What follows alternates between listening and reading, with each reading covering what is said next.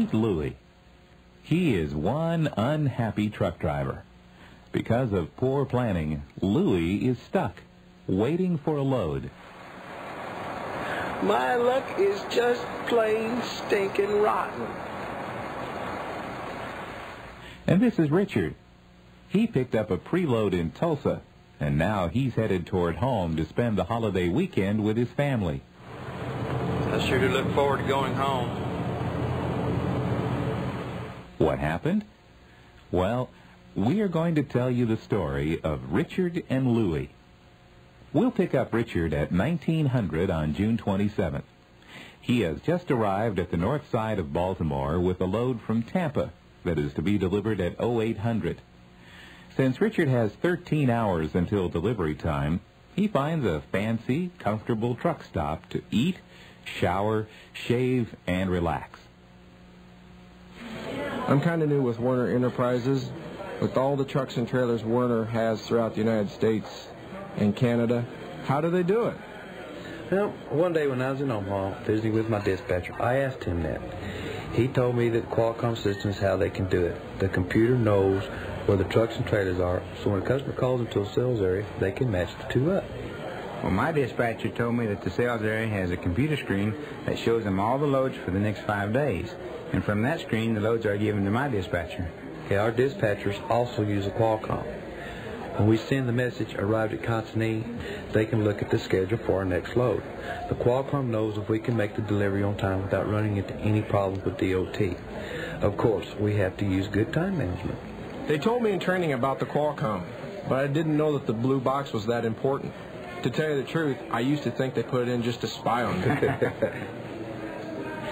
No, it's not that way at all. That little blue box can help us make money.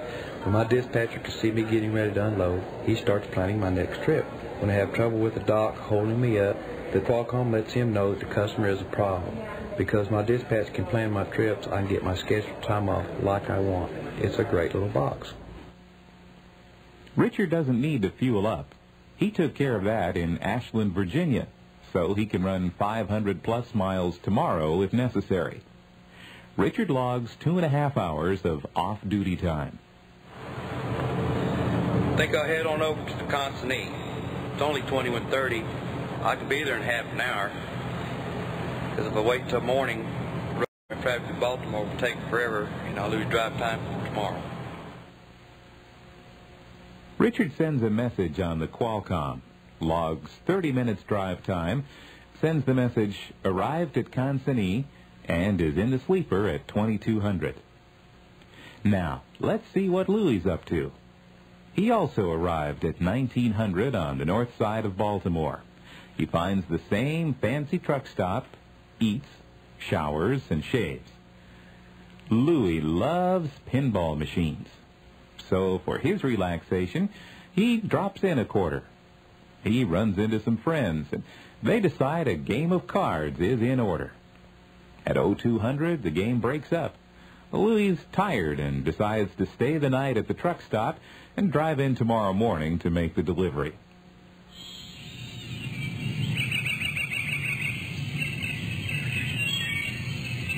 Louie realizes he has only 1 hour to get through the morning traffic to make his delivery. As could be predicted, the traffic is slow. Louie finally arrives 15 minutes late and gets unloaded at 0930. Louie's now looking for his load. The company has nothing for him, so he does his logs and vehicle inspection. When Richard woke up this morning, he had a cup of coffee and listened to the news before getting in line for unloading. Since Richard was there early, he was unloaded at 0830. Richard sends a message, unloaded.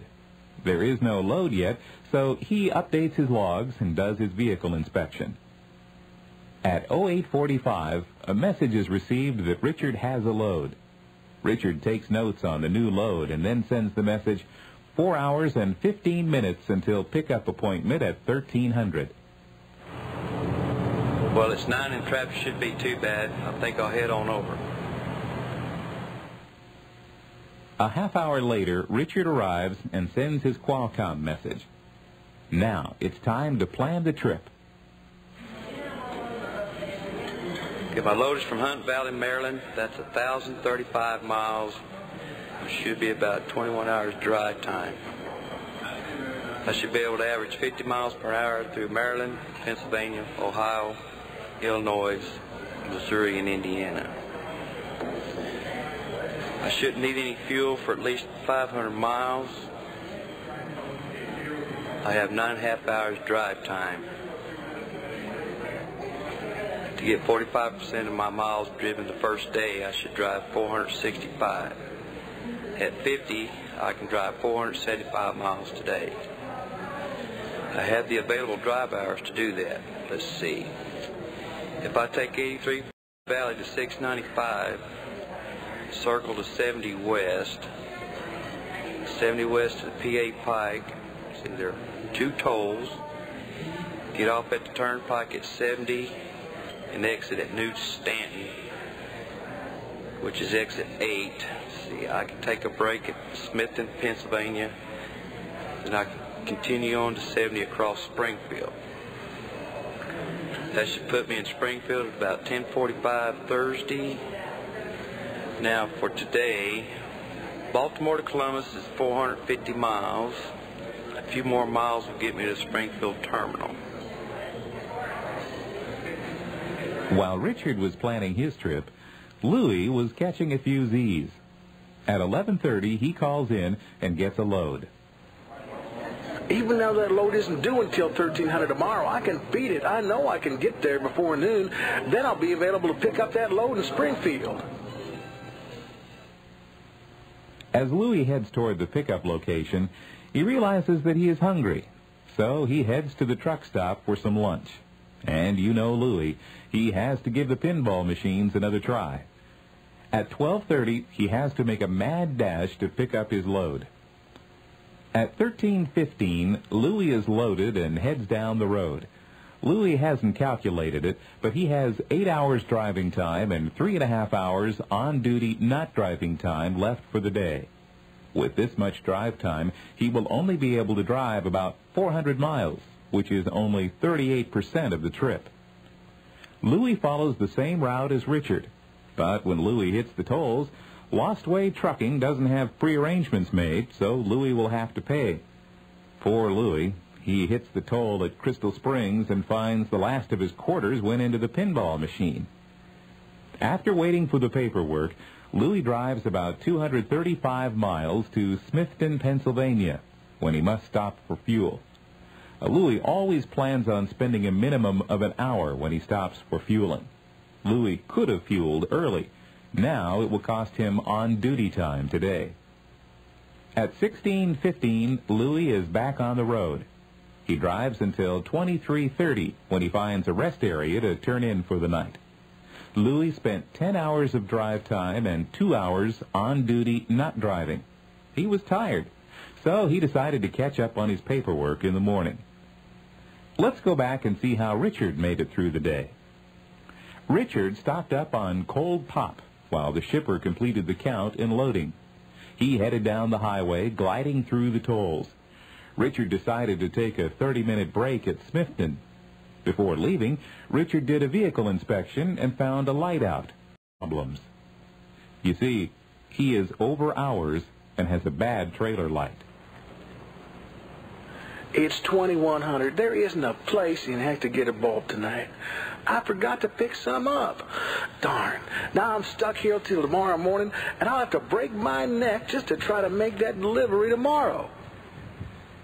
Louis is good about watching his language, but not very well trained in time management. Today, Louis logged 11.5 hours drive time and 1.25 hours on-duty not driving. Well, today is Thursday, June 30th, the day the load is to arrive at Springfield, Missouri. Let's see how our drivers do today. Well, Richard is up at 6 today. He does his vehicle inspection and updates his logbook. He drives 110 miles to Springfield. At 08:30, he arrives at Wallace Transfer. He is 5.5 hours early. He sends a Qualcomm message and then proceeds to tell the doc he's there. Richard gets in line, hoping for an early unload. Richard does get to unload early. He knows a lumper will be needed to unload so he can get some sleeper berth time. He negotiates a price with the lumper and gets the okay through the Qualcomm. At 10:15, the unloading begins, and Richard gets in the sleeper. At 1600, the trailer is empty, and Richard sends the message, "I am available for a load," and updates his log.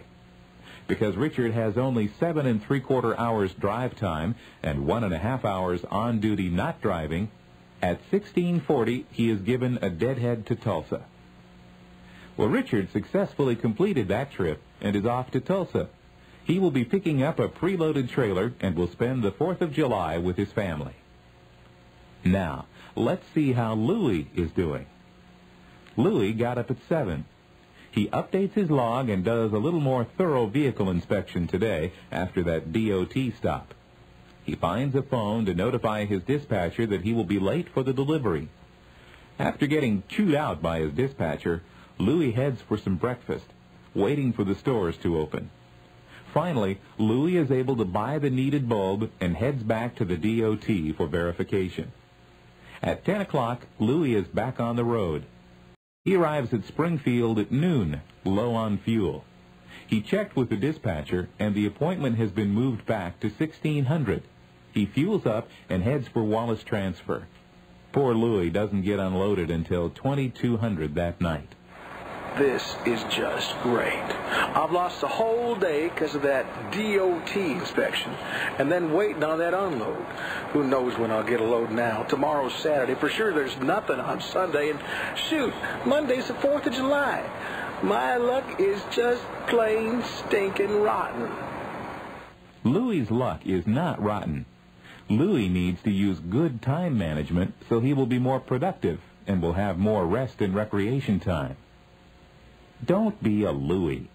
Plan your trips by checking your available hours, miles to be driven. Plan your fuel stops. Use an atlas to plan your route. Plan the time you will arrive at large cities to avoid heavy traffic.